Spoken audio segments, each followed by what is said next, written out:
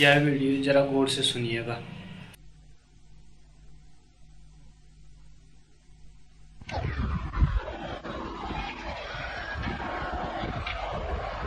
एक छोटी सी घटना से मैं आज की चर्चा शुरू करूंगा।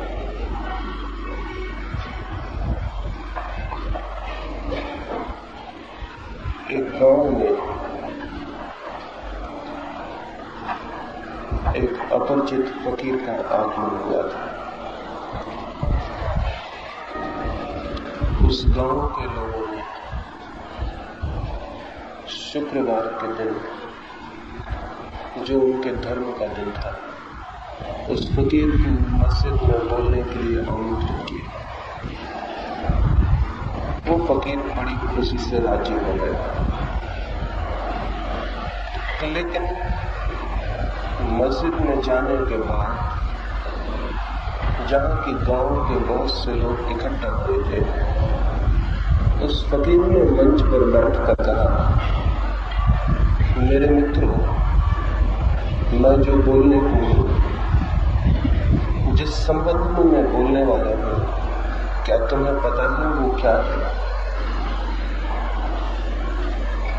बहुत से लोगों ने एक साथ कहा, नहीं, हमें कुछ भी पता नहीं। वो फकीर मंच से नीचे उतर आया और उसने कहा, ऐसे अज्ञानियों के बीच बोलना मैं पसंद नहीं करता, जो कुछ भी नहीं जानते, जो कुछ भी नहीं जानते हैं उस विषय के संबंध में जिस पर मुझे बोलना है, उनके साथ कहां से बात शुरू की जाए, इसलिए मैं बात शुरू ही नहीं करूंगा। वो उतरा और वापस चला गया। वो सभा, वे लोग बड़े हैरान रह गए, ऐसा बोलने वाला उन्होंने कभी देखा न था। लेकिन फिर दूसरा शुक्रवार आया और उन्होंने जाकर उस फकीर से फिर से प्रार्थना की कि आप चलिए बोलिए। वो फकीर फिर से राजी हो गई और मंच पर बैठकर उसने फिर पूछा, मेरे मित्रों, मैं जिस संबंध में बोलने को हूं, क्या तुम्हें पता है वो क्या है? उन सारे लोगों ने कहा, हाँ हमें पता, क्योंकि नहीं कहकर भी पिछले दफा भूल कर चुका। उस फकीर ने कहा, तब फिर मैं नहीं बोलूंगा, क्योंकि जब तुम्हें पता है तो मेरे बोलने का कोई प्रयोजन नहीं। जब तुम्हें ज्ञात ही है तो ज्ञानियों के बीच बोलना फिजूल है। उठा और वापस चले गए। गांव के लोगों ने बहुत सोच विचार के ये तय किया था कि अब की बार नहीं, कोई भी नहीं कहेगा, लेकिन हाँ भी फिजूल चली गई। तीसरा शुक्रवार आया, ये सारे लोग फिर उस फकीर के पास गए और उन्होंने कहा कि चले हाँ हमें उपदेश दें। वो फकीर फिर राजी हो गया। वो मंच पर आकर बैठा और उसने पूछा, मेरे मित्रों, क्या तुम्हें पता है मैं क्या बोलने वाला हूं? उन लोगों ने कहा, कुछ को पता है और कुछ को पता नहीं। उस फकीर ने कहा, तब जिनको पता है वे उनको बता दें, जिनको पता नहीं है मेरा क्या काम है? वो उतरा और वापस चला। चौथे शुक्रवार को उस गांव के लोगों ने हिम्मत नहीं की कि उस फकीर को फिर से आमंत्रण दिया, क्योंकि उनके पास चौथा कोई उत्तर ही न था। 3 उत्तर थे और तीनों समाप्त हो गए थे और तीनों व्यर्थ हो गए थे। अगर आज मैं भी आपसे ये कहूं तो आपके पास चौथा उत्तर है? चौथा उत्तर क्या हो सकता है? और अगर चौथा उत्तर न हो तो एक रास्ता तो यह है कि उस फकीर के भांति मैं भी उतरूं और चला जाऊं और आपसे कहूं कि बोलने का कोई मतलब नहीं। और या फिर चौथा उत्तर मैं आपको बताऊंगा। मैं उस फकीर जैसा कठोर नहीं हूं, इसलिए नहीं जाऊंगा, उस संबंध में निश्चिंत रहूंगा। और चौथा उत्तर क्या हो सकता है उस संबंध में आज आपसे मैं बात करूंगा। ये चौथा उत्तर न केवल जो मैं कहूंगा उसे समझने के लिए जरूरी है, बल्कि जीवन को, सत्य को जानने के लिए भी वही चौथा उत्तर जरूरी है। परमात्मा की खोज में भी वही चौथा उत्तर जरूरी है। आनंद की तलाश में भी वही चौथा उत्तर जरूरी है। काश उस मस्जिद के लोगों ने वो चौथा उत्तर दिया होता है, लेकिन जमीन पर कोई ऐसी मस्जिद और मंदिर नहीं है जहां वो चौथा उत्तर मिल सके, इसलिए वहां भी नहीं मिला। वो चौथा उत्तर क्या है जो कि यदि दिया गया होता तो वो फकीर उस दिन वहां बोलता और लोगों से अपने हृदय की बातें कहता। क्या ये तीन ही उत्तर हो सकते थे? क्या ये नहीं हो सकता था कि वे सारे लोग कोई भी उत्तर न देते और चुप रह जाते? वो चौथा उत्तर होता।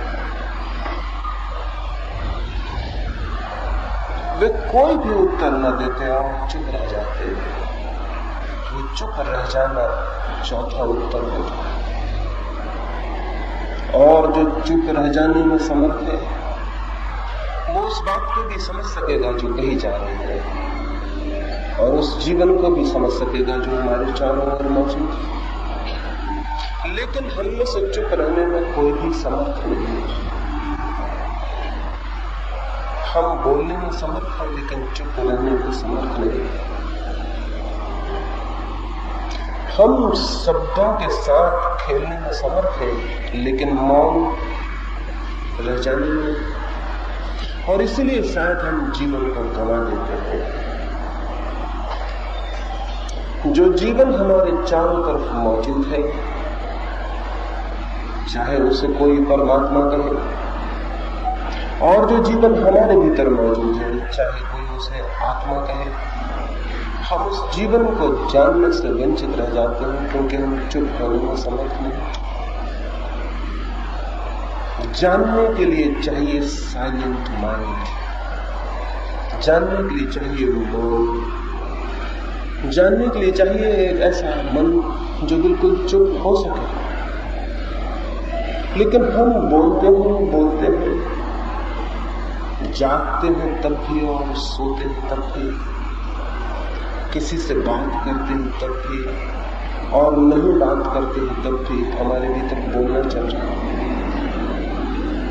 ये जो चटरिंग है, ये जो निरंतर बोलना है, ये जो निरंतर शब्द ही शब्द है,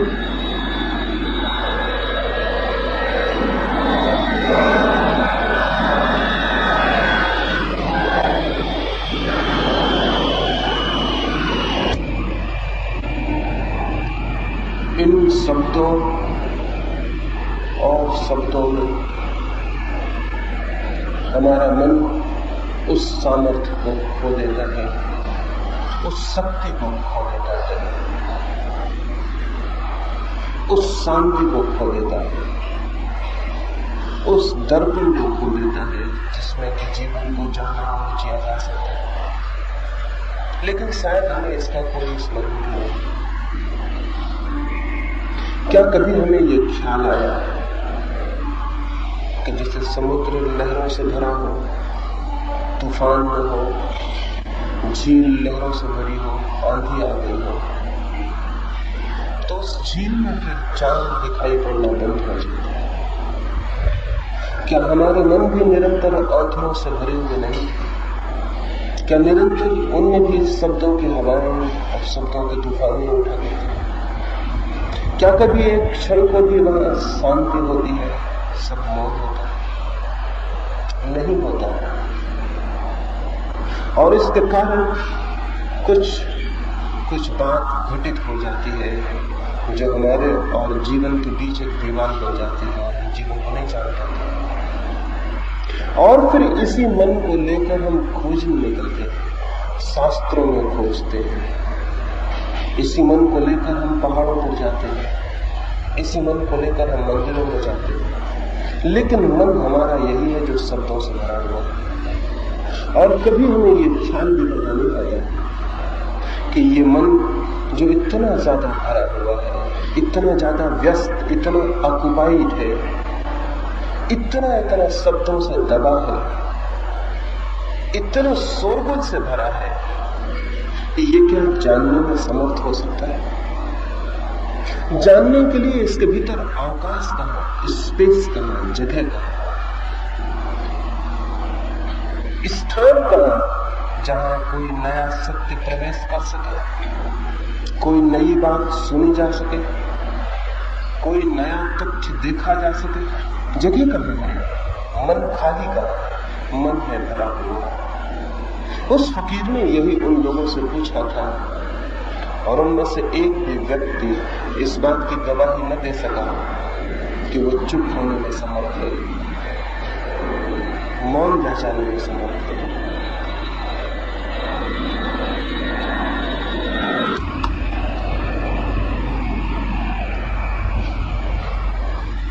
और तब उस फकीर ने ठीक ही किया कि उनसे वो कुछ कहने को राजी न हुआ। उसका कहा हुआ व्यर्थ होता है, वहां सुनने वाला कोई मौजूद ही नहीं था। आप यहां मौजूद हैं, लेकिन केवल वही सुन पाएगा जो चुप होगा, मौन होगा। और जो अपने भीतर बोल रहा है वो कैसे सुन सकेगा? और जो अपने भीतर बातें कर रहा है उसके भीतर कोई दूसरे शब्द कैसे पहुंच पाएंगे? इस साइलेंस एक शांति, चौथा उत्तर है, वो कैसे हमारे भीतर पैदा हो सकता है? उसकी मैं आज आपसे बात करूंगा। इसके पहले कि मैं इस संबंध में कुछ कहूं कि हमारे भीतर मौन कैसे पैदा हो सकता है, जो कि सत्य को जानने का द्वार है और मार्ग है, ये जान लेना जरूरी होगा कि हमारे भीतर इतने शब्द कैसे इकट्ठे हो गए। शायद इस बात को जानने से ही कितने शब्द हमारे भीतर कैसे इकट्ठे हो गए हम उन्हें निकालने में भी समर्थ हो जाए। पहली बात, शब्द इकट्ठे हुए नहीं हैं, हमने उन्हें इकट्ठा किया है। क्योंकि अगर वे इकट्ठे हुए होते तो हम उन्हें दूर भी नहीं कर सकते थे।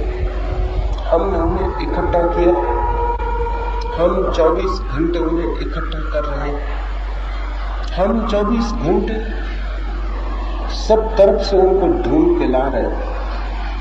शायद हमें ये ख्याल है कि जितने ज्यादा शब्द होंगे हमारे पास उतना ही बड़ा हमारा ज्ञान हो जाएगा। शायद हमें ख्याल है कि बहुत शब्दों का जो मालिक है वो ज्ञान का भी मालिक हो सकता है। शायद हमें ख्याल है कि शब्द जिसके पास है उसके पास कोई आंतरिक संपदा होगी। इन्हीं शब्दों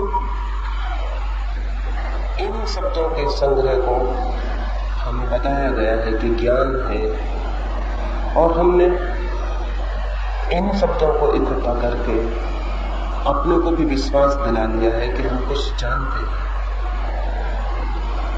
लेकिन अगर हम कुछ भी शब्दों को उठा के देखें और खोज करें तो हमें भ्रम दिखाई पड़ जाएगा। ईश्वर, आत्मा, मोक्ष, प्रेम, सत्य, अहिंसा, इन शब्दों में हम सभी शब्दों से परिचित हैं। लेकिन इनमें से एक भी शब्द को उठा के उसे थोड़ा खोजें तो हमें पता चलेगा कि उस शब्द के भीतर हमारे पास कोई अनुभव नहीं। ईश्वर, इस शब्द को थोड़ा सोचें, इस शब्द के साथ आपकी कौन सी अनुभूति जुड़ी है? ये कोरा शब्द है या कोई अनुभव भी पीछे? आत्मा, इसके साथ कौन सा अनुभव है हमारा? कौन सी हमारी अपनी प्रतीति है? कौन सा एक्सपीरियंस है? या कि ये पूरा शब्द है?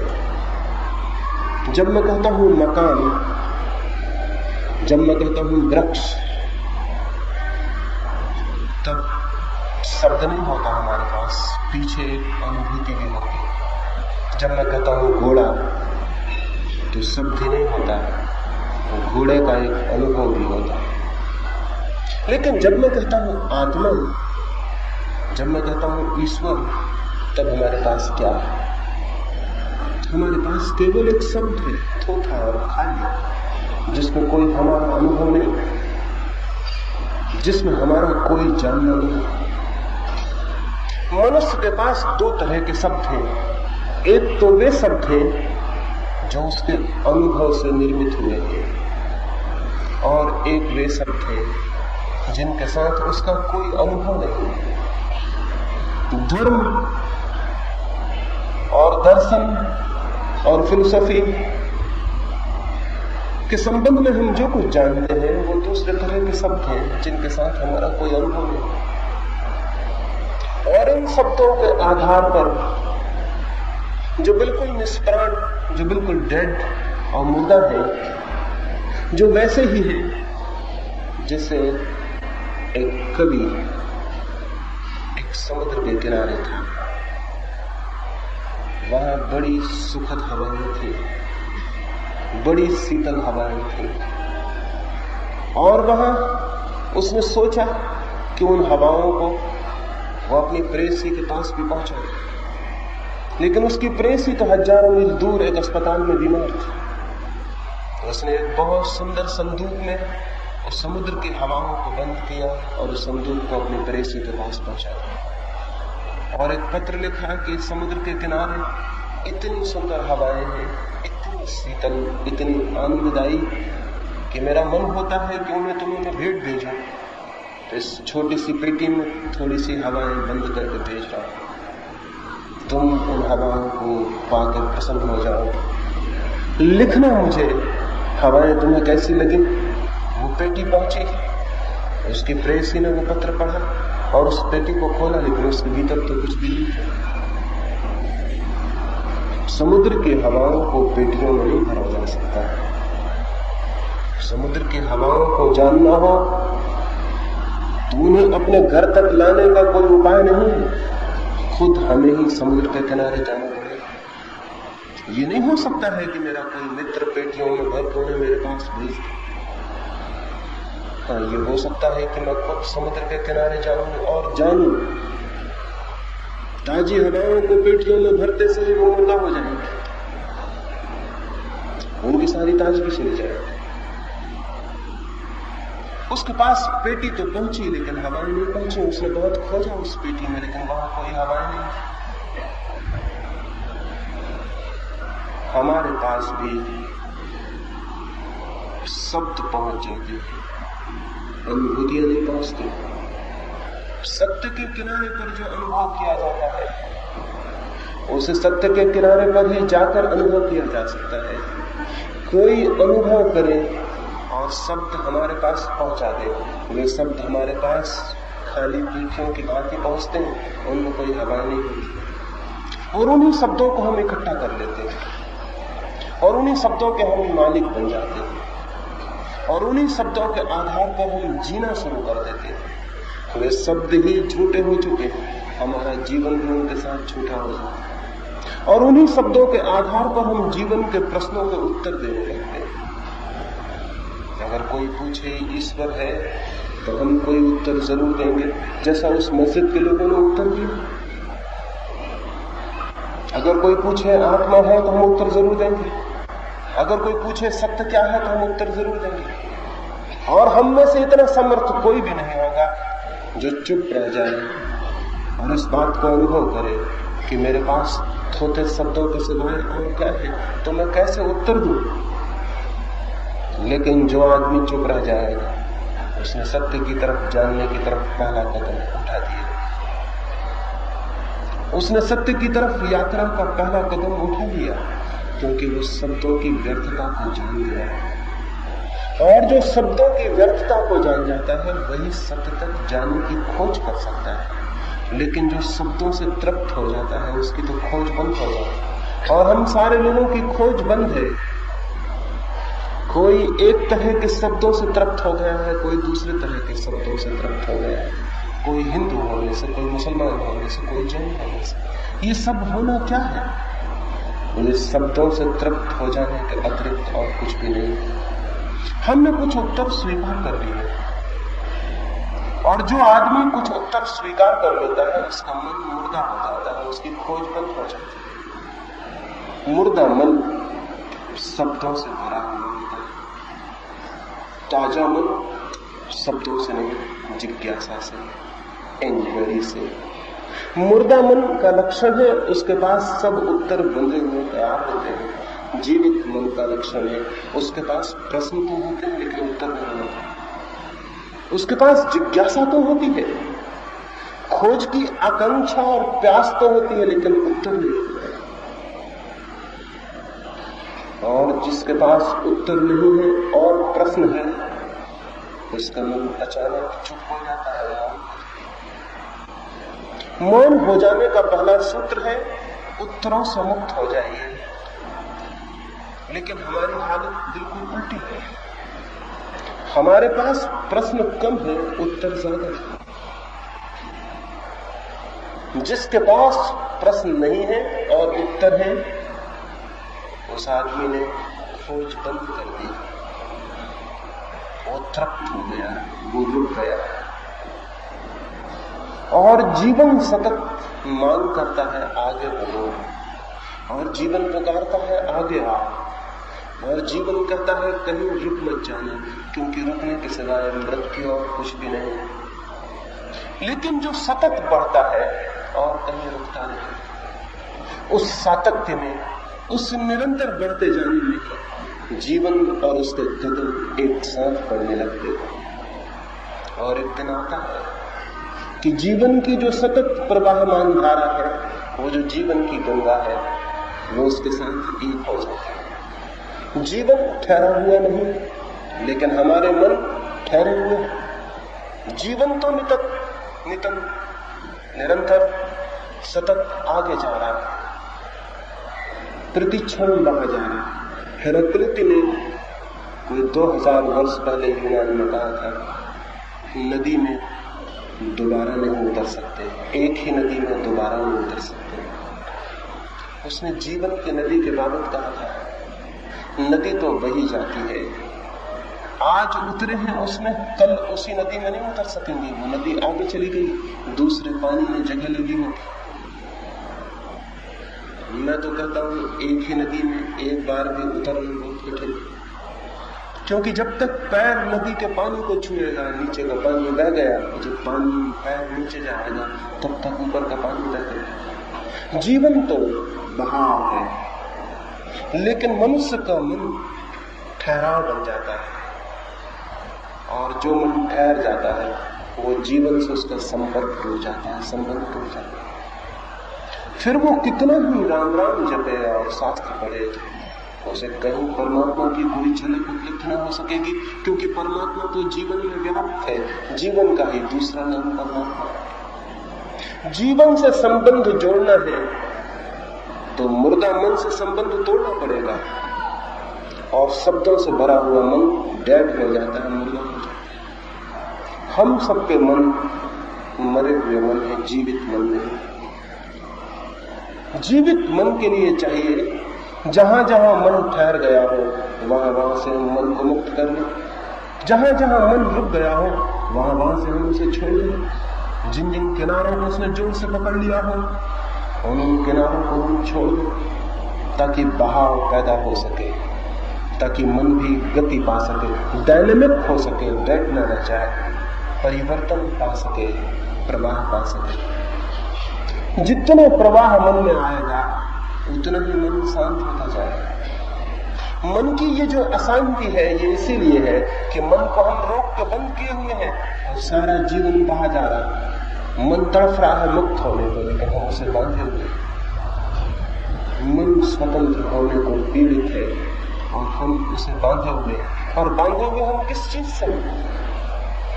कोई लोहे की जंजीरें नहीं, शब्दों की जंजीरें। और शब्द इतनी अद्भुत जंजीर बन जाते हैं कि आंखें बंद हो जाती हैं, कान बंद हो जाते हैं, हृदय बंद हो जाता है।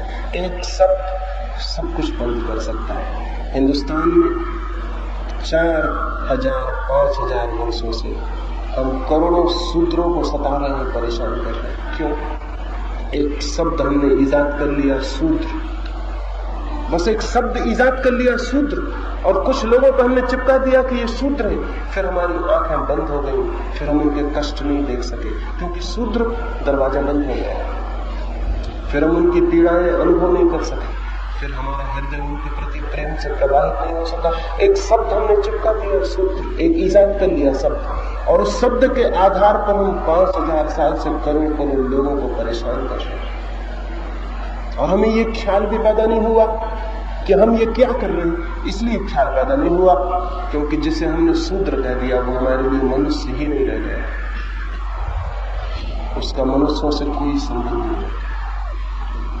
एक शब्द खड़ा हो गया शूद्र, और मनुष्य अलग हो गए। और ठीक हमारे जैसा व्यक्ति दूसरी तरफ मनुष्यों के बाहर हो गया। अगर उसने वेद की ऋचाएं सुन ली तो हमने उसके कान में शीशा पिघलवा के भरवा दिया, क्योंकि वो सुनने का हकदार न था, वो शूद्र था। हमें ये ख्याल भी न आया उसके भीतर भी हमारे जैसी एक आत्मा है जो सत्य की खोज करना चाहती है। और अगर उसने वेद को सुनने की हिम्मत की है, आकांक्षा की है, तो ये स्वागत के योग्य बात है। नहीं, ये हमें ख्याल नहीं आया। एक शब्द काफी था कि वो शूद्र है, और बात खत्म हो गई। हमारे कान बंद हो गए, हमारे प्राण बंद हो गए, हमारे हृदय बंद हो गए। हमने हजारों शब्द ईजाद कर लिए हैं और वो दीवार की तरह खड़े हुए हैं। मैं एक घर में मेहमान था, उस घर के लोगों ने मेरे साथ बहुत अच्छा व्यवहार किया। वो मुझे बड़े प्रेम से 2 दिन अपने घर में रखे। चलने के कोई 2 घंटे पहले उस घर के मालिक ने मुझसे पूछा, आपकी जाति क्या है? उन्हें मेरी जाति का कोई पता नहीं था, और मेरी कोई जाति है भी नहीं। पता हो तो कैसे हो? तो मैंने उनसे मजाक में कहा कि आप खुद ही सोचें कि मेरी जाति क्या हो सकती है।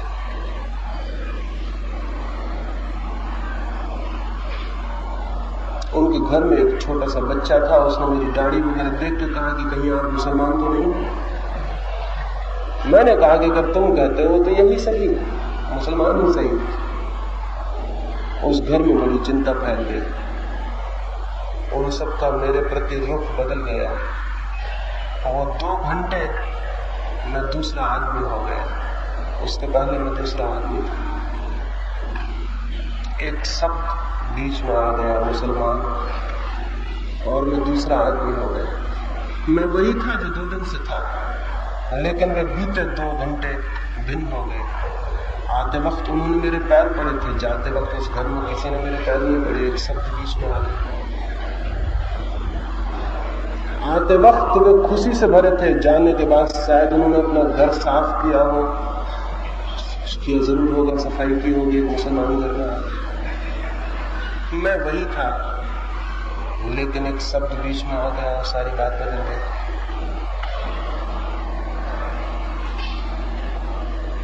हमने न मालूम कितने शब्द खड़े किए हुए हैं जो दीवार की तरह एक दूसरे मनुष्य को अलग कर रहे हैं, और मनुष्य को ही अलग नहीं कर रहे हैं, हमारी आंखों को भी अंधा कर रहे हैं, हमारे प्राणों को भी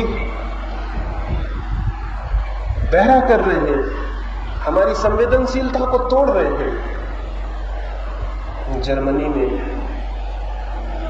हिटलर ने कोई 20 लाख यहूदियों की हत्या करवाई।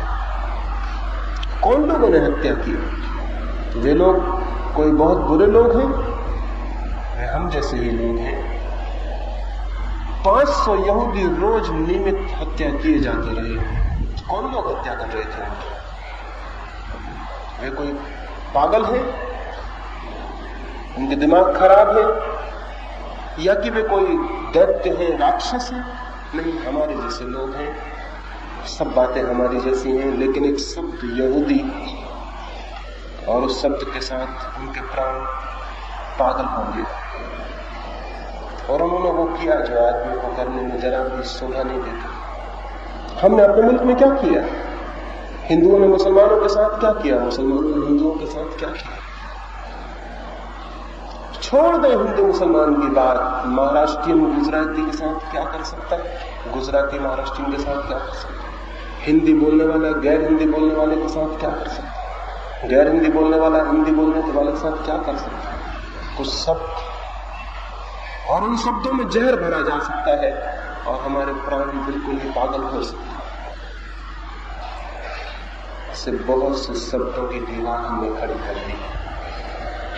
इन शब्दों की दीवारों में जो घिरा है वो आदमी कभी भी धार्मिक नहीं हो सकता। शब्दों से मुक्त होना चाहिए।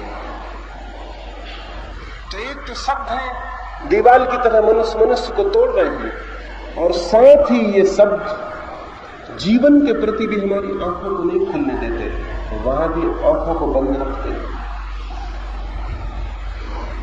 हम शायद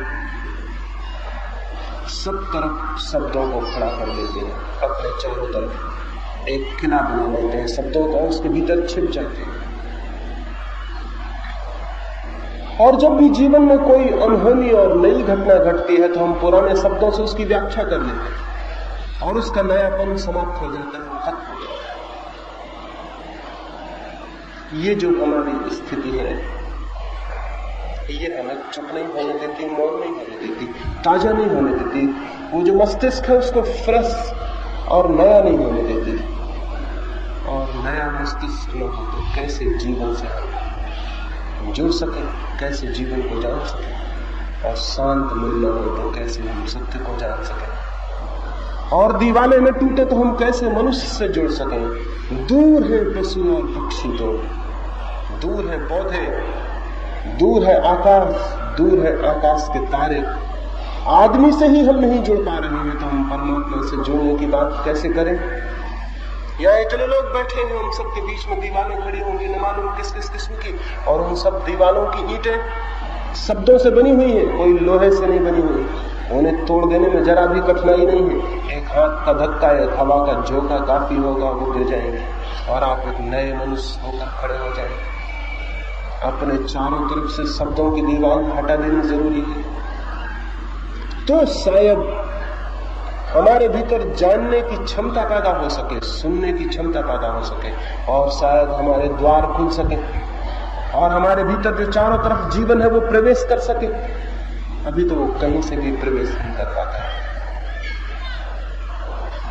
ऐसे ही शब्द सत्य और आत्मा और ईश्वर और मोक्ष हमने सीख रखे हैं, और उन्हें हम तोतों की भांति रटते रहते हैं और सोचते हैं कि शायद उन्हीं के द्वारा हमारे जीवन में आनंद आ जाए, शायद मुक्ति आ जाए, शायद अमृत की उपलब्धि हो जाए।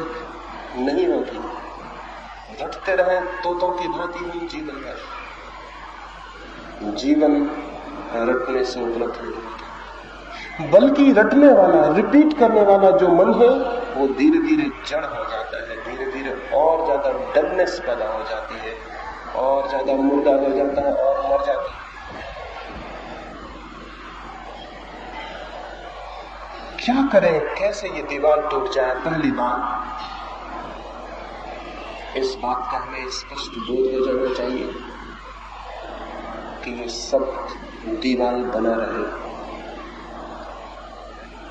क्योंकि अगर कोई आदमी कारागृह में बंद हो, जेल में बंद हो, और उसे ये भी पता न हो कि वो जेल में बंद है, तो वो छूटने का उपाय ही नहीं करेगा। अगर उसे ये भी पता ना हो कि मैं जेल के भीतर बंद हूं, तो छूटने का सवाल ही नहीं है। मुक्ति के प्रयास का प्रयत्न भी नहीं होगा, प्रश्न भी नहीं होगा। कारागृह से छूटने के लिए पहली बात तो जरूरी है कि वो जान ले कि मैं कारागृह में बंद हूं। अगर ये अनुभव में आ जाए कि मैं कारागृह में बंद हूं, तो जिन दीवालों को उसने कल तक सजाया था और चित्र लगाए थे और फूल लगाए थे, वो दीवालें उसे शत्रु की भांति मालूम होने लगती। वो उनकी सजावट बंद कर देगा, उनको तोड़ने का उपाय करेगा। हम शब्दों की दीवालों को कारागृह अगर न मानते हो तो हम शब्दों की दीवालों को और सजावट करते हैं और उस पर फूल लगाते हैं, इत्र छिड़कते हैं, उन शब्दों की हम पूजा करते हैं और उन शब्दों को हम और स्वागत करते हैं, दीवार और बड़ी होती चली जाती है। हम सब अपने अपने कारागृह को सजाने में लगे हुए, तो उससे मुक्त होने का तो सवाल ही नहीं। हिंदू या मुसलमान सब कारागृह हैं, लेकिन हम तो हिंदू, जैन, मुसलमान इन शब्दों को ऊंचा उठाने में लगे। हम तो इस बात में लगे हुए हैं कि दुनिया में हिंदू धर्म का झंडा गड़ जाए, या ईसाई धर्म का झंडा गड़ जाए, या जैन धर्म का झंडा गड़ जाए। और हम तो जय जयकार करने की कोशिश में लगे हैं कि हिंदू धर्म की जय हो, मुसलमान धर्म की जय हो, हमारा झंडा गड़ जाए। और हम तो इसकी घोषणा करने में लगे हैं कि हिंदू धर्म महान धर्म है और बाकी सब छोटे धर्म है, और इस्लाम ही असली धर्म है, बाकी सब झूठे हैं, और क्राइस्ट के सिवाय और कोई मुक्तिदाता नहीं। इस तरह की बातें जो लोग कह रहे हैं, इस तरह की घोषणाएं जो लोग कर रहे हैं, वे तो अपने कारागृह को सजा रहे हैं, वे उसे तोड़ेंगे कैसे? हम तो सारे लोग अपने अपने शब्दों की पूजा करने में लगे, और हमने तो शब्दों के लिए मंदिर बना रखे, और हम लोगों को इकट्ठा कर रहे हैं, उन शब्दों की रक्षा के लिए संगठन बना रहे हैं, उन शब्दों की रक्षा के लिए हत्या करने के लिए हम तैयार हैं, उन शब्दों की रक्षा के लिए चाहे आदमी को मारना पड़े हम मारने को राजी हैं। हमारी किताबें ये कर रही हैं, हमारे ग्रंथ ये कर रहे हैं, हमारा प्रचार ये कर रहा है। सारी दुनिया में धर्म के नाम पर शब्दों के झंडे गड़ाने की कोशिश की जा रही है, चाहे उनके आसपास कितनी आदमियों की हत्या हो जाए, और आज तक हत्या होती रही है, और आज भी हत्या हो रही है। कल के लिए भी कुछ नहीं कहा जा सकता। अगर आदमी ऐसा ही रहा तो कुछ भी हो सकता है। पुराने शब्द फीके पड़ जाते हैं तो हम नए शब्द पकड़ लेते हैं। महावीर पर आज लड़ाई होनी बंद हो गई, शायद मोहम्मद पर भी लड़ाई होनी करीब करीब बंद हो गई, तो नए नाम आ गए हैं। मार्क्स नया नाम है, इस पर लड़ाई शुरू हो गई। कम्युनिज्म नया शब्द है, इस्लाम, हिंदू पुराने पड़ गए, इस पर लड़ाई शुरू हो गई। अब सारी दुनिया में कम्युनिज्म एक शब्द है जिस पर लड़ाई खड़ी हुई, नई आइडियोलॉजी खड़ी हो गई जिन पर हम लड़ेंगे और हत्या करेंगे। अमेरिका नए शब्दों को पकड़े हुए बैठा है, रूस नए शब्दों को पकड़े हुए बैठा है, नए शब्दों पर लड़ाई हो रही, और लड़ाई यहाँ तक पहुंच सकती है कि सारी मनुष्य जाति को समाप्त हो जाना पड़े। किस बात पर? इस बात पर कि कुछ शब्द हमको प्रिय थे और कुछ शब्द आपको प्रिय थे, और हम अपने शब्दों को छोड़ने को राजी नहीं थे, और आप अपने शब्दों को छोड़ने को राजी नहीं थे। क्या आदमी अपने इस बचकानेपन से मुक्त नहीं होगा? क्या ये बच्चों जैसी बातें और शब्दों की लड़ाइयां बंद नहीं होंगी? ये तब तक बंद नहीं होंगी जब तक हम शब्दों को आदर और पूजा देते रहेंगे, क्योंकि जिसको हम पूजा देते हैं उससे हम छुटकारा कैसे पा सकते हैं? छुटकारा पाने के लिए पहली बात जरूरी है, शब्द कारागृह हैं और उनका ज्ञान हमें मुक्त नहीं करता बल्कि बांधता है, ये जान लेना जरूरी।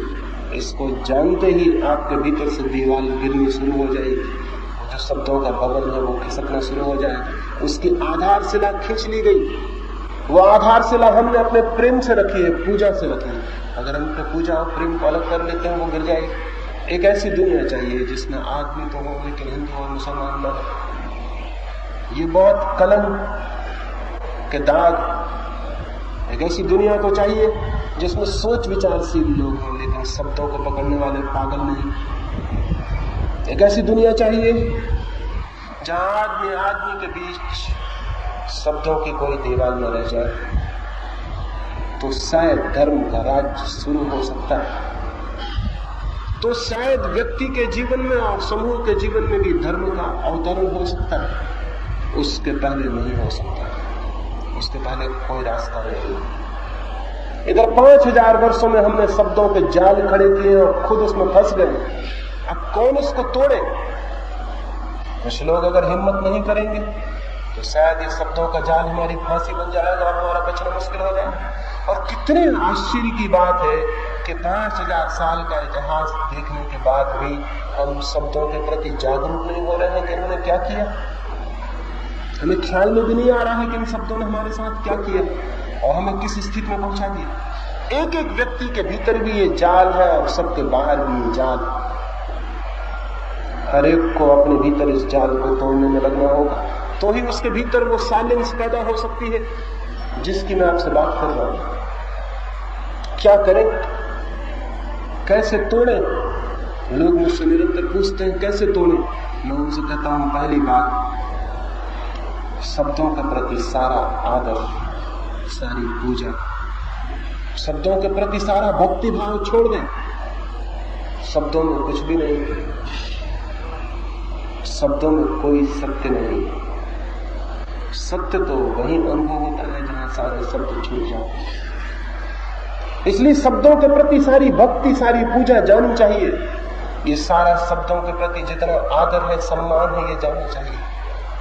सम्मान पैदा होना चाहिए सत्य के प्रति, शब्द के प्रति नहीं।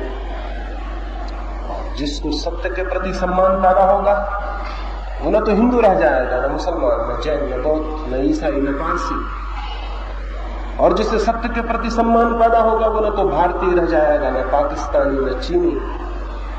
जिससे सत्य के प्रति सम्मान पैदा होगा उसके जीवन से सारी सीमाएं गिर जाएंगी, क्योंकि सब सीमाएं शब्दों ने पैदा की हैं। सत्य की कोई सीमा नहीं, सत्य असीम है। सत्य की कोई सीमा नहीं, सत्य का कोई देश, कोई जाति, कोई धर्म नहीं, सत्य का कोई मंदिर, कोई मस्जिद नहीं। सत्य तो है पूरा जीवन, विराट जीवन। सभी कुछ जो चारों तरफ मौजूद है वो सभी सत्य है। तो उस विराट और असीम से मिलने के लिए भीतर भी असीम मन चाहिए। सीमित और क्षुद्र मन, ये जो नैरो माइंड है, ये जो छोटा सा मन है, ये काम नहीं कर सकेगा। विराट को पाने के लिए इसे भी विराट होना पड़ेगा। लेकिन हम ईश्वर को खोजने निकल पड़ते हैं, इसकी बिल्कुल भी खोज नहीं करते। हमारा ये मन कितना क्षुद्र है। एक फकीर के पास एक युवक गया और उस युवक ने कहा, मैं ईश्वर को, मैं सत्य को खोजने आया, क्या आप मुझे कोई मार्ग बता सकेंगे? फकीर बोला, इसके पहले कि मैं तुम्हें कुछ कहूं, मेरे साथ कुएं पर आओ। वो कुएं पर पानी भरने जा रहा था। उसने हाथ में एक बाल्टी ली और एक बड़ा ढोल लिया और कुएं पे गया। उसने बाल्टी कुएं में डाल दी,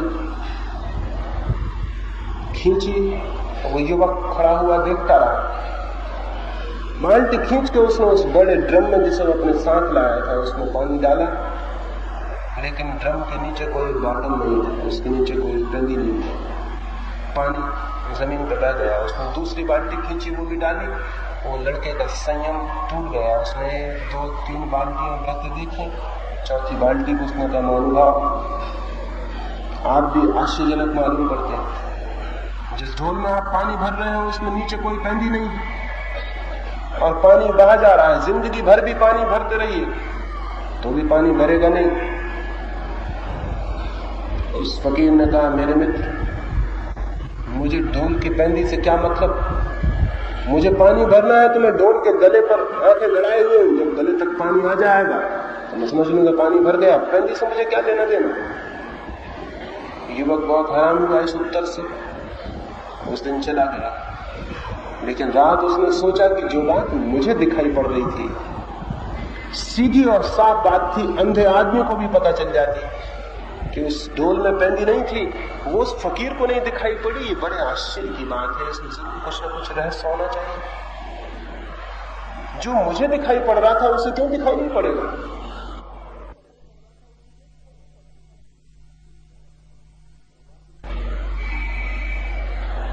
वो वापस गया दूसरे दिन और उसने कहा कि मुझे माफ करें, मैंने अशिष्टता की कि मैंने आपसे कहा कि जिस ढोल में पेंदी नहीं हो उसमें पानी मत भरिए, लेकिन रात मैंने सोचा तो मुझे दिखाई पड़ा कि जो बात मुझे दिखाई पड़ रही थी, मैं जो कि बिल्कुल अज्ञानी हूं, तो क्या आपको दिखाई नहीं पड़ रही होगी? आपको भी दिखाई पड़ रही होगी, तब जरूर बात कुछ और है। तो मुझे कृपा करके समझाएं कि उस पेंदी से रहित ढोल में पानी भरने का क्या आशय था? उस फकीर ने कहा, ठीक हुआ कि तुम लौट आए, क्योंकि अक्सर जो लोग सत्य खोजने आते हैं उनके साथ पहला काम यही करता हूं, पेंदी रहित ढोल में पानी भरता हूं। वो मुझे पागल समझ कर वापस लौट जाते हैं और फिर कभी नहीं आते। लेकिन तुम लौट आए, तुम पहले आदमी हो लौटने वाले, तुमसे मैं कुछ कहूंगा। तुम्हें ये तो दिखाई पड़ गया कि जिस डोल में पेंदी नहीं है उसमें पानी नहीं भरा जा सकता, लेकिन तुम्हें यह दिखाई क्यों नहीं पड़ता कि तुम्हारा मन जो इतना क्षुद्र है उसमें आकाश जैसे विराट सत्य को नहीं भरा जा सकता। तुम्हें यह तो दिखाई पड़ गया कि जो बर्तन पानी भरने में समर्थ नहीं है उसमें पानी नहीं भरा जा सकता, लेकिन तुम्हें यह दिखाई क्यों नहीं पड़ता कि जो मन अभी सत्य को भरने में समर्थ नहीं है उसमें सत्य नहीं भरा जा सकता। लेकिन तुम वापस लौट आए हो, तुमसे कुछ बात हो सकती है। सत्य की खोज तो छोड़ दो। जैसा कि तुमने मुझसे कहा था कि पानी भरना बंद करो, पहले इसके भीतर पेंदी होनी चाहिए, वही मैं तुमसे कहता हूं, ईश्वर और सत्य की खोज तो छोड़ दो, पहले उस मन की फिक्र करो जो तुम्हारे भीतर है, जो सत्य की खोज करने जा रहे। हम सारे लोग खोज करने निकल पड़ते हैं बिना इस बात को देखे हुए कि जो मन खोज करने जा रहा है वो कैसा है। पहली बात तो ये कि वो मन बहुत सीमित, बहुत छोटा, शब्दों की दीवार में बंद और इसलिए सत्य को नहीं पा सके। दीवार तोड़नी जरूरी है और कोई दूसरी दीवार नहीं है। स्मरण रखिए, मन के ऊपर शब्दों के अतिरिक्त और कोई दीवार नहीं। अगर शब्द अलग हो जाए तो मन एकदम निराकार हो जाए। कभी आपने सोचा, कभी अपने मन के भीतर खोजी ये बात कि अगर शब्द न हो तो वहां क्या हो? अगर कोई भी शब्द न हो तो भीतर क्या होगा? कोई दीवार न होगी, कोई सीमा न होगी, मन निराकार हो जाएगा। कहीं किसी किनारे पर भी फिर मन को बांधने वाली कोई चीज न होगी। शब्द बांध रहे, जितना ज्यादा शब्द बांध लेते हैं उतने मन छोटा हो जाता है, जितने शब्द छूट जाते हैं उतने मन बड़ा हो जाता है। शब्दों को विदा करना है। पहली बात जो मैंने कही वो ये कि शब्द दीवार है, कारागृह है, ये बोध होना चाहिए। दूसरी बात, इन शब्दों को विदा करना है तो संग्रह करना बंद कर देना चाहिए। लेकिन हम तो सुबह से सांझ तक शब्दों का संग्रह करते हैं। सुबह उठते से ही हम अखबार की खोज करते हैं, फिर रेडियो को सुनते हैं, फिर मित्रों से बात करते हैं, फिर दिन भर है, फिर सांझ है और शब्द इकट्ठे हो रहे हैं। और कभी हम इस बात का ख्याल नहीं रखते कि ये शब्द इकट्ठे करके आखिर में हम क्या करेंगे। ये सारे शब्द इकट्ठे हो जाएंगे, काम के बेकाम, अर्थ के अनर्थ, सब इकट्ठे हो जाएंगे। फिर मन इनसे क्या करेगा? लेकिन शब्दों को जितना हम इकट्ठा कर लेते हैं, एक तरह का पावर, एक तरह की ताकत हमको मिलती हुई मालूम पड़ती है। क्योंकि जो आदमी शब्दों के साथ खेलने में जितना कुशल हो जाता है, वो आदमी उतना ही लोगों पर प्रभावी हो जाता है, लोगों के ऊपर प्रभाव हो जाता है उसका। जितना शब्दों के साथ खेलने में उसकी कुशलता बढ़ जाती है, लोगों के साथ उतना ही कुशल हो जाता है। जितना शब्दों में कमजोर होता है उतनी उसकी लोगों के साथ जीवन में कुशलता कम हो जाती है। शब्द कुशलता बढ़ाते हुए मालूम पड़ते हैं, ये बात सच है। शब्द निश्चित ही कुशलता बढ़ाते हैं, जीवन के व्यवहार में एक एफिशिएंसी, एक कुशलता पैदा करते हैं।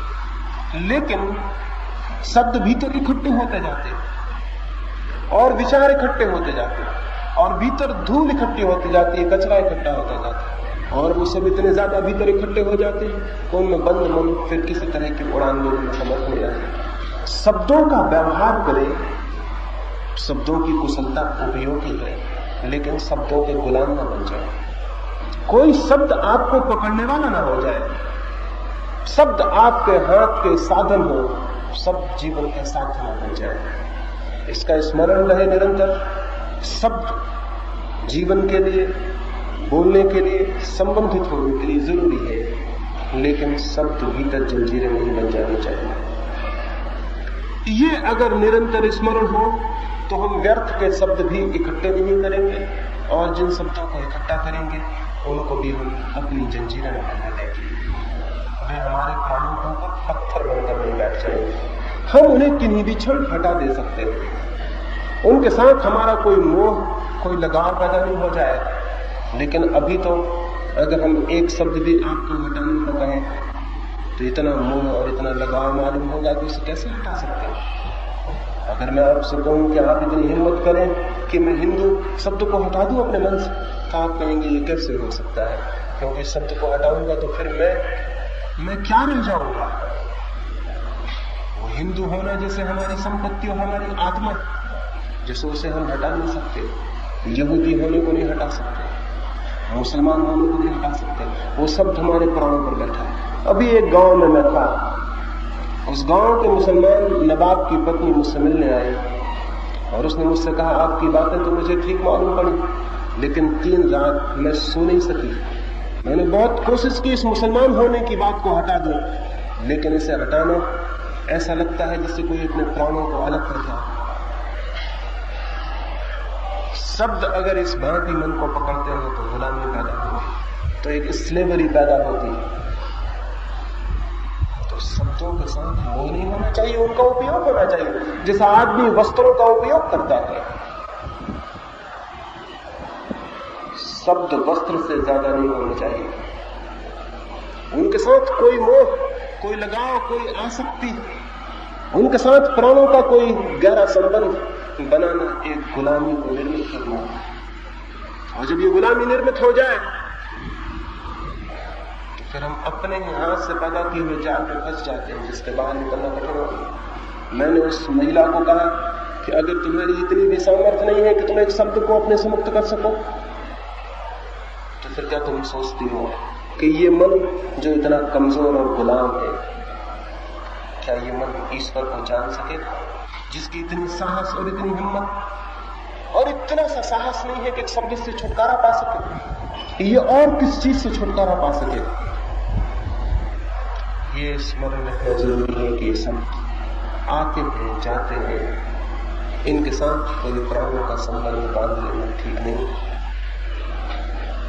तब चित्त एक निरंतर सतत मुक्ति की अवस्था में, सतत प्रवाह की अवस्था में हो सकता है। उत्तर पकड़ लिए जाते हैं, फिर उन उत्तरों के लिए हम मोहाविष्ट हो जाते हैं कि यही सत्य होना चाहिए। सत्य को बिना जाने मोहाविष्ट हो जाना कि यही सत्य होना चाहिए बहुत खतरनाक है, गुलामी है। स्वतंत्रता चाहिए चित्त की, तभी तो चित्त शांत भी हो सकेगा, नहीं तो नहीं हो सकेगा। गुलाम चित्त कैसे शांत हो सकता है? गुलाम चित्त कमजोर चित्त है। ये स्मरण, ये प्रतीति, ये बोध कि शब्द जो मैं इकट्ठे कर रहा हूं वो मेरी गुलामी तो नहीं बन रहे, ये निरंतर अगर ख्याल हो तो कोई कारण नहीं है कि कोई शब्द हमारी गुलामी बन जाए और कोई शब्द बाधा बन जाए। निरंतर आपने देखा होगा, अगर हम किसी से कुछ बात करते हैं और विवाद करते हैं तो विवाद सत्य के लिए नहीं होता, निरंतर शब्दों के लिए होता है। हम एक शब्द पकड़ लेते हैं, दूसरा आदमी दूसरा शब्द पकड़ लेता है और हम विवाद में पड़ जाते हैं। इसीलिए तो किसी विवाद, किसी आर्गुमेंट से कभी कोई निष्पत्ति नहीं निकलती, कोई कंक्लूजन नहीं निकलता। अगर शब्दों की पकड़ना है तो 2 आदमी जो विवाद करेंगे और विचार करेंगे, वो विचार उन्हें कहीं ले जाएगा, किसी निष्पत्ति पर, किसी निष्कर्ष पर, किसी समाधान पर। लेकिन हम सब शब्दों को पकड़ लेते हैं। मेरा शब्द महत्वपूर्ण हो जाता है आपके शब्द से, क्योंकि वो मेरा है और जो आपका है वो आपका है। और जब हम विवाद करते हैं तो ये सवाल नहीं होता कि सत्य क्या है, सवाल ये होता है कि मेरा क्या है। जो शब्द मेरा है वो जीतना चाहिए, क्योंकि उसके जीत में मेरे अहंकार की जीत है। शब्दों की जो गुलामी है वो मेरे शब्दों के कारण पैदा होती है। जो शब्द मेरे हैं उनका मैं गुलाम हो जाता हूं। कोई शब्द किसी का नहीं है। अगर गुलामी से मुक्त होना है तो ये जानना चाहिए शब्द कोई भी मेरा नहीं। और तब चित्त अनप्रेजुडिस्ड, निष्पक्ष हो जाए। तब किसी शब्द के लिए कोई लड़ाई नहीं है।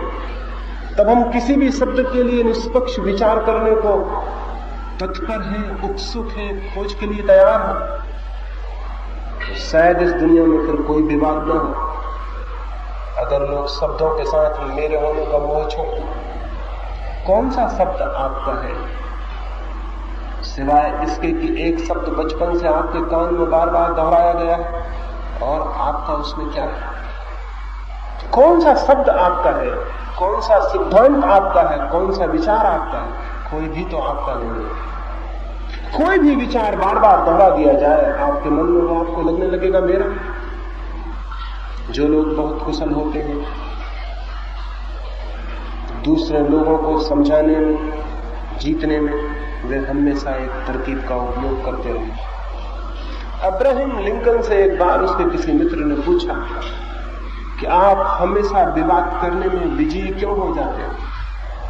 उसने कहा, मैं दूसरे आदमी को इस भांति का विश्वास दिलाने की कोशिश करता हूं कि जो मेरी मर्जी है वो उसकी ही मर्जी है। जो बात मुझे उसे मनवानी होती है, जिस बात के लिए मुझे उसे कन्विंस करवाना होता है, मैं इस भांति की कोशिश करता हूं जैसे कि वो उसकी ही मर्जी है। और जैसे ही उसे ये ख्याल पकड़ जाता है कि ये उसकी मर्जी है, मैं जीत जाता हूं, वो हार जाता है, हालांकि उसे लगता है कि वो जीता है। अब्राहम लिंकन ने कहा कि मेरा एक मित्र एक मामले में बिल्कुल जिद पकड़े हुए था। मैंने 8-10 दिन के लिए बात उस संबंध में करनी बंद कर दी। एक दिन रास्ते में चलते हुए मैंने उससे कहा कि मुझे ऐसा ख्याल आता है, एक दिन तुमने ऐसी कोई बात कही थी, वो बात वही थी जो मुझे मनवानी थी, और ये बात बिल्कुल झूठ थी कि उसने कभी मुझसे उस बात को कहा। लेकिन मैंने उससे कहा कि मुझे ख्याल आता है कि कभी तुमने ऐसी कोई बात मुझसे कही थी। उसने कहा, मुझे तो ख्याल नहीं आता। लेकिन मैंने उसे ख्याल दिलाने की कोशिश की कि दिन बातचीत के दौर में तुमने ऐसा कुछ कहा था, और वो धीरे धीरे सहमत हुआ और राजी हो गया। उस बात पर राजी हो गया जिस पर 8 दिन पहले वो विवाद करने को तैयार था। कौन सी कमजोरी इस लिंकन ने उस आदमी की पकड़ ली? एक कमजोरी पकड़ ली, उसे ये ख्याल आ जाए कि ये बात मेरी है, तो बात पूरी हो गई।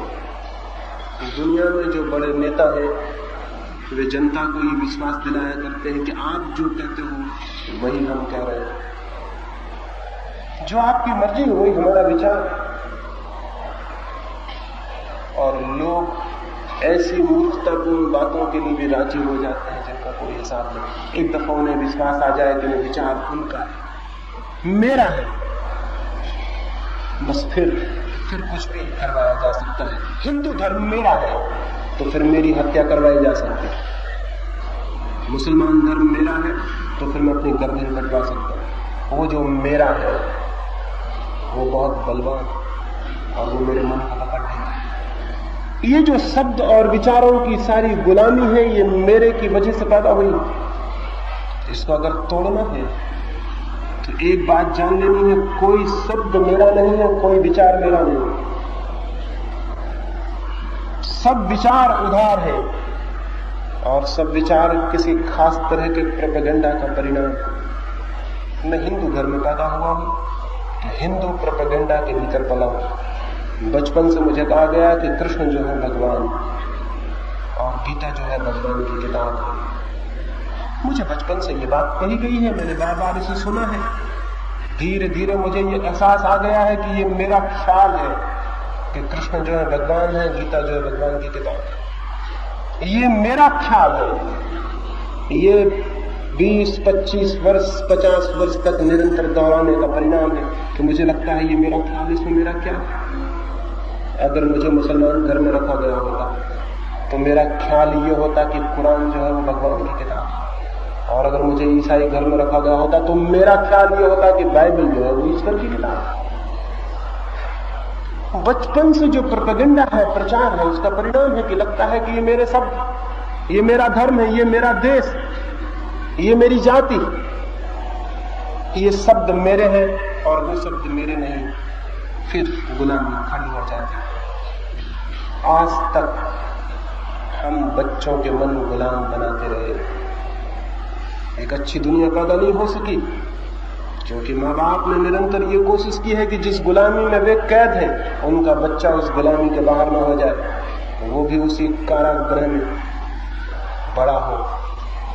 हर बाप हर माँ की ये कोशिश रही है आज तक कि जिस गुलामी में वो है बच्चा उस गुलामी के बाहर न हो जाए। शायद एक डर था इसमें, और वो केवल ये था कि अगर वो मेरी गुलामी से बाहर हुआ तो वो किसी दूसरे की गुलामी में पड़ जाएगा। अगर वो हिंदू घेरे के बाहर हुआ तो पता नहीं मुसलमान हो जाए, ईसाई हो जाए। इसके पहले कि वो ईसाई या मुसलमान हो, उसे हिंदू बना देना जरूरी है।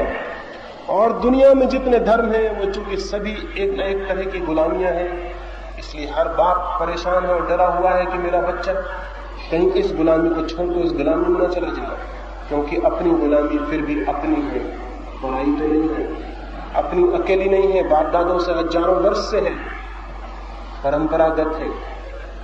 जो अपनी है वो गुलामी हो तो भी अच्छी मालूम पड़ती। इस वजह से आज तक दुनिया में स्वतंत्र मन पैदा नहीं हो सका। इस वजह से अब तक हम स्वतंत्र मनुष्य को जन्म नहीं दे पाए, और गुलाम मनुष्य की जो तकलीफें वो हम सबको झेलनी पड़ रही है और हम झेलते रहेंगे। लेकिन क्या ये हमेशा ही चलाए जाएगा? क्या कोई रास्ता नहीं खोजना है कि बदलाव हो सके? क्या कोई फिक्र नहीं करनी है कि क्रांति आ सके और हम स्वतंत्र मनुष्य को जन्म दे सकें? लेकिन आप अपने बच्चों के लिए स्वतंत्रता के मार्गदर्शिका तभी हो सकेंगे जब आप स्वतंत्र हो जाएं। और स्वतंत्र होने के लिए जरूरी है, पहली बात, अपने मन से ये ख्याल अलग कर दें कि कोई विचार मेरा है। ये मेरे का ख्याल टूट जाए और आप पाएंगे आप एकदम निष्पक्ष हो गए, एकदम मुक्त हो गए, सारी जंजीरें जैसे टूट गई, सारी प्रेजुडिस, सारे पक्ष गिर गए। और अगर आप अपने बच्चों को भी इस निष्पक्ष चित्तता में विकसित कर सकें और उन्हें समझा सकें कि जो तुमने नहीं जाना है वो तुम्हारा नहीं, चाहे मैं कहूं, चाहे कोई भी कहे, चाहे हजारों साल की परंपरा कहे, लेकिन तुम किसी शब्द के और सिद्धांत के गुलाम मत हो जाओ। तुम खोज लो, तुम खुद खोज करना, तुम इंक्वायरी करना, अपने मन को ताजा रखना हमेशा खोजने के लिए। तो शायद बच्चे आने वाली दुनिया में एक स्वतंत्र मनुष्य की जाति को जन्म देने में समर्थ हो जाए। लेकिन उसके पहले उन सारे लोगों को स्वतंत्र होना होगा, हम सारे लोगों को, मुझे, आपको। दूसरी बात है, मेरे का ख्याल छोड़ देना आवश्यक है। और तीसरी बात, पहली बात तो ये बोध कि शब्द कारागृह है, दूसरी बात कि शब्द मेरे नहीं है, और तीसरी बात शब्द के साक्षी होने की सामर्थ्य पैदा करनी चाहिए, विटनेस होने की सामर्थ्य पैदा करनी चाहिए। मन में शब्द घूम रहे हैं, थोड़ी देर को कभी एकांत में बैठते केवल उनके साक्षी हो जाना चाहिए। जैसे रास्ता चल रहा हो और लोग निकल रहे हो और कोई बैठ जाए और सिर्फ साक्षी हो जाए और लोगों को निकलने दे। ऐसे ही विचार को भी निकलने देना चाहिए, शब्द को भी निकलने देना चाहिए और दूर खड़े होकर देखना चाहिए। क्या होगा दूर खड़े होकर देखने से? जैसे ही दूर खड़े होकर कोई शब्दों के जुलूस को देखेगा, एक प्रोसेसन है जो चल रहा है पूरे वक्त मन में, दूर खड़े होकर जो भी शब्दों के इस प्रोसेसन को, इस जुलूस को देखेगा, उसे एक बात तो ये पता चलेगी कि मैं अलग हूं और शब्द अलग है। और दूसरी बात उसे ये पता चलेगी, एक शब्द के जाने और दूसरे के आने के बीच में इंटरवल है, अंतराल है, खाली जगह। हर दो शब्दों के बीच में थोड़ा गैप है। जो व्यक्ति अपने भीतर थोड़ा दूर खड़े होकर शब्दों की चलती हुई धारा को देखेगा, उसे दो बातें दिखाई पड़ेंगी। पहले, शब्द अलग है, मैं अलग हूं। दूसरी बात, हर शब्द के जाने और दूसरे के आने के बीच में गैप है, खाली जगह है। उसी खाली जगह में साइलेंस का अनुभव होगा। शब्दों के बीच खाली जगह है, हम यहां इतने लोग बैठे हैं। अगर कोई हवाई जहाज से देखे तो उसे हमारे बीच में खाली जगह दिखाई नहीं पड़ेगी, लेकिन वो धीरे धीरे करीब आए। एक जंगल को आप हवाई जहाज से देखें तो दरख्तों के बीच खाली जगह दिखाई नहीं पड़ेगी। नीचे आए तो धीरे धीरे एक दरख्त दूसरे दरख्त के बीच में खाली जगह का पता चलेगा। अभी आप यहां बैठे हैं, मैं इतने दूर से देखता हूं, आपके बीच की खाली जगह मुझे पता नहीं चलती, लेकिन आपके करीब आऊं तो आपके पास खाली जगह है। अगर खाली जगह न हो तो आप बैठ ही नहीं सकते थे। दो आदमियों के बीच खाली जगह जरूरी है। दो शब्दों के बीच भी खाली जगह है, नहीं तो एक शब्द दूसरे शब्द के ऊपर चढ़ जाएगा। मैं अभी बोल रहा हूं, कितने हजारों शब्द बोले, हर शब्द और दूसरे शब्द के बीच में खाली जगह है, नहीं तो आपको समझ नहीं सकोगे। हमारे मन के भीतर भी जो विचार चल रहे हैं, शब्द और शब्द के बीच में खाली जगह है, लेकिन हमने कभी ठहर के इसे देखा नहीं। हम इसे ठहर के देखेंगे निकट जाके तो ये इंटरवल्स हमें दिखाई पड़ेंगे। और ये जो इंटरवल्स हैं, ये जो शब्दों के बीच में खाली जगह है, वहीं से आपको पहली दफे साइलेंस का अनुभव होगा, शांति का अनुभव होगा, मौन का अनुभव होगा। और जैसे ही आपको इस शांति का अनुभव होगा, वैसे ही आपको पता चलेगा शब्दों में कारागृह था, शांति में मुक्ति है। शब्दों में जेल थी, शांति में स्वतंत्रता। ये आपको पता चलेगा। ये मेरे कहने से पता नहीं चल सकता, ये किसी और के कहने से पता नहीं चल सकता। ये तो शांति का जैसे ही अनुभव होगा, जैसे शब्दों के बीच में खाली जगह मिलेगी और आप उसमें डूब जाएंगे, तो आप पाएंगे शब्द बंधन है, शून्य स्वतंत्रता है। शब्द कारागृह है, शून्य मोक्ष। और एक बार भी साइलेंस का एहसास शुरू हो जाए तो कोई भी आदमी शब्दों से भरा न रहना चाहेगा। एक बच्चा पत्थर बीन रहा हो नदी के किनारे और उसे कोई हीरे जवाहरात देने वाला मिल जाए तो पत्थर फेंक देगा, हीरे जवाहरात तो बन देगा। आपको पता ही नहीं है कि साइलेंस क्या है, इसीलिए शब्दों से उलझे हुए हैं और परेशान। एक बार पता चल जाए,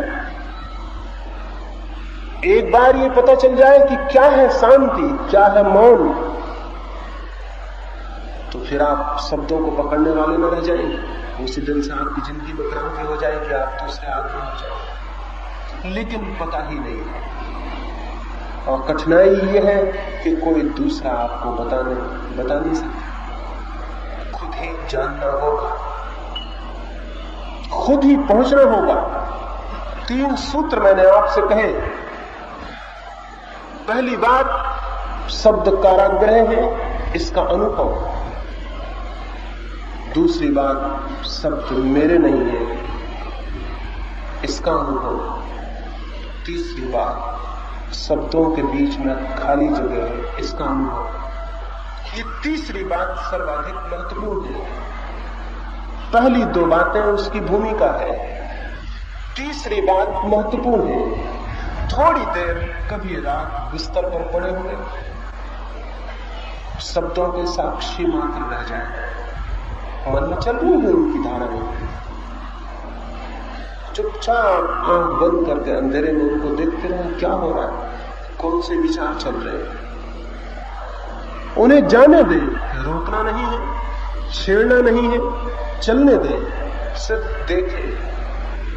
दूर जैसे खड़े हैं आप देख रहे हैं, अपने आप बीच की खाली जगह दिखाई पड़नी शुरू हो जाएगी। और रोज रोज जितना ये साक्षी होने का क्रम गहरा होगा, खाली जगह बड़ी होती जाएगी। जैसे जैसे आप देखने में समर्थ हो जाएंगे अपने भीतर, उतने उतने बड़े गैप्स, उतनी उतनी खाली जगह पैदा हो जाएगी। एक क्षण आएगा, शब्द नहीं होगा, फिर शब्द आएगा। धीरे धीरे कई क्षण बीत जाएंगे, शब्द नहीं होंगे। धीरे धीरे वक्त आएगा, घड़ियां बीत जाएंगी और शब्द नहीं होंगे। और जब शब्द नहीं होंगे तो कौन होगा, क्या होगा? जब शब्द नहीं होंगे तो मन की सारी क्षुद्रता टूट जाएगी, सारी दीवारें टूट जाएंगी। रह जाएगा मन जिसकी कोई सीमा नहीं। उसी मन का नाम आत्मा है जिसकी कोई सीमा नहीं। रह जाएगा मन जिस पर कोई दीवार नहीं। उसी मन का नाम परमात्मा है जिसकी कोई दीवार नहीं। रह जाएगा एक विराट चैतन्य जो मुझ में सीमित नहीं है, जो सब में व्याप्त है और सब में फैला हुआ है, उसकी जो प्रतीति है वही आनंद है, वही सत्य है, वही अमृत। एक छोटी सी कहानी में मैं अपनी चर्चा लिखना।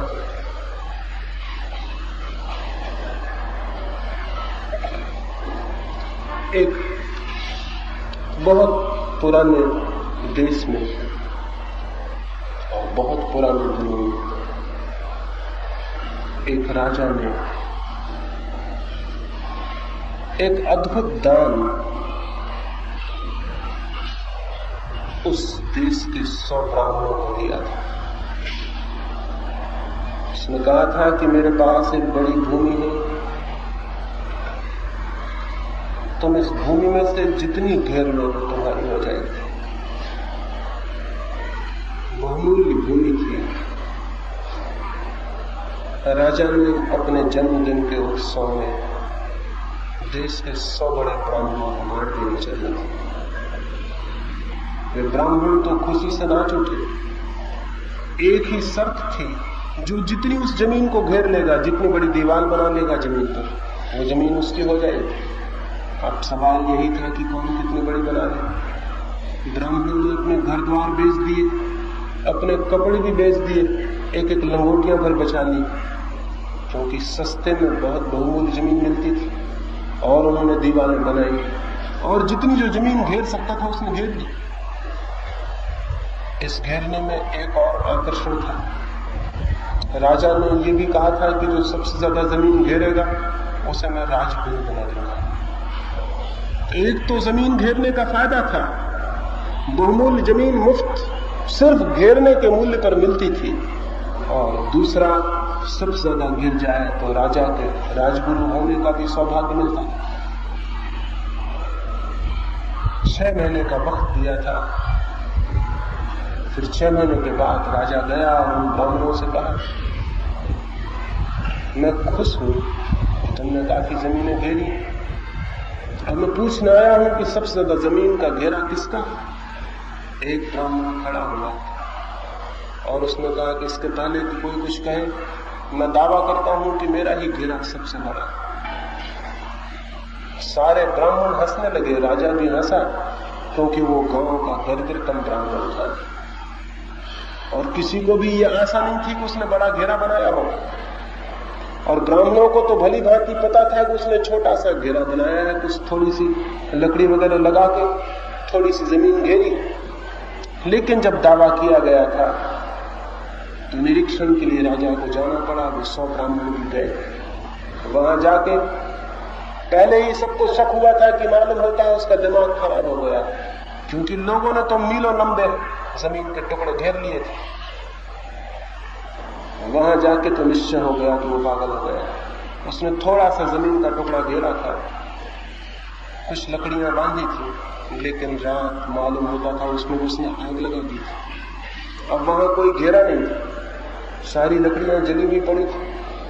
राजा ने कहा, मैं समझ नहीं पा रहा, आपकी दीवार कहां है? उस ब्राह्मण ने कहा, मैंने दीवार बनाई थी, मैंने लकड़ियां लगाई थी, लेकिन फिर रात मुझे ख्याल आया कि चाहे मैं कितनी ही बड़ी जमीन घेर लूं, जो जमीन घिरी हुई है वो छोटी ही होगी, बड़ी नहीं हो सकती। आखिर जो चीज घिरी है वो छोटी ही होगी, बड़ी नहीं हो सकती। तो रात मैंने अपने घेरे में आग लगा दी। अब मेरी जमीन को कोई घेरा नहीं, इसलिए मैं दावा करता हूं कि मैंने सर्वाधिक जमीन घेरी, कोई घेरा नहीं मेरी जमीन पर। राजा उसके पैरों पर गिर पड़ा और उसने कहा, तुम अकेले ही ब्राह्मण हो, बाकी सभी वैश्य हैं, 99 लोगों ने जमीन घेरी है, गणित का हिसाब रखा है, नाप जोक की है, तुम अकेले आदमी ब्राह्मण हो, तुम्हारा जो घेरा था वो भी तुमने तोड़ दिया। जिसका कोई घेरा नहीं है वही तो ब्रह्म को जानता था, वही तो ब्राह्मण हो जाता। वो ब्राह्मण राजगुरु बना दिया गया। उसने एक अद्भुत साहस किया, घेरा तोड़ देने का साहस, और घेरा तोड़ते ही सब कुछ उसका हो गया। ये कहानी अंत में इसलिए कह रहा हूं, मन पर घेरे हैं और मन के घेरे को जो तोड़ देगा वो ब्रह्म को जान लेता है। मन पे नाप जोख है, इंच इंच फीट फीट बनाकर हमने दीवार खड़ी की। उसी दीवार में हम जिंदा रहने के आदी हो गए, उसी से हम पीड़ित और परेशान, और उसी के कारण हम क्षुद्र हो गए। और विराट जो कि निरंतर मौजूद है परमात्मा, उससे हमारा कोई संबंध नहीं रह गया। उससे संबंध हो सकता है, लेकिन जो उस ब्राह्मण ने किया था उस रात, किसी रात आपको भी वही करना पड़ेगा। उसने जो घेरा बनाया था, आग लगा दी थी। जिस रात आप भी अपने घेरे में आग लगाने में राजी हो जाएंगे, उस दिन परमात्मा और आपके बीच फिर कोई दीवार नहीं और कोई रोकने वाला नहीं। और उस सत्य को जानकर ही जो ऐसा घेरे से मुक्त मन जान पाता है, जान सकेंगे जीवन के आनंद को, जीवन के सौंदर्य को, जीवन के प्रेम। उसके पहले सब दुख और सब नरक, उसके पहले सब अंधकार है, उसके पहले सब पीड़ा और मृत्यु है, उसके बाद न पीड़ा है न मृत्यु, उसके बाद न दुख है न दैन्य, उसके बाद जो भी है वो परम आनंद है और परम शांति है। उसे जान लेना ही, उसे पाना ही जीवन का लक्ष्य है। और जो उसे पाने से वंचित रह जाता है, उसका जीवन व्यर्थ ही चला जाता है।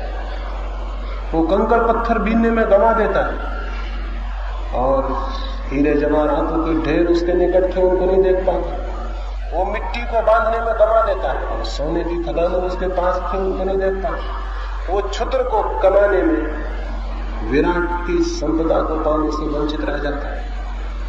आज की संध्या थोड़ी सी बात मैंने आपसे कही, शब्द के घेरों और दीवार से मुक्त हो जाने की। इस संबंध में बहुत प्रश्न उठे होंगे, क्योंकि जिसको प्रश्न न उठे हो वो तो आज की रात ही अपने घेरे में आग लगाने में समर्थ हो सकता है, लेकिन नहीं, प्रश्न उठे होंगे।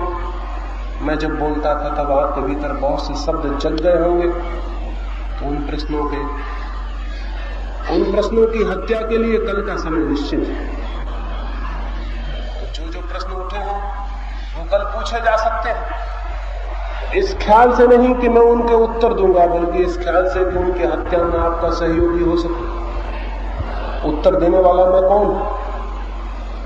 और मेरा तो कहना ही ये है कि उत्तर इकट्ठे मत करना। फिर भी कल इस संबंध में जो भी पूछने को ख्याल आया मैं उसकी बात करूंगा। मेरी बातों को इतनी शांति और प्रेम से सुनना, तो ये आशा करता हूं कि किसी न किसी दिन वो अद्भुत क्षण आपके जीवन में उतरेगा, जब आप अपनी क्षुद्रता को तोड़ने में समर्थ हो जाएंगे। जिस दिन अपनी क्षुद्रता को तोड़ेंगे, उसी दिन परमात्मा आपका, वो परमात्मा तो भीतर मौजूद है, लेकिन हम उसे अपनी दीवार के कारण अनुभव नहीं कर पाते। वो परमात्मा जो आपके भीतर कैद है, उसके प्रति मैं प्रणाम करता हूँ। अंत में मेरे प्रणाम स्वीकार करें। अगर यह वीडियो आपको अच्छी लग रही हो तो वीडियो को लाइक और चैनल को सब्सक्राइब करें।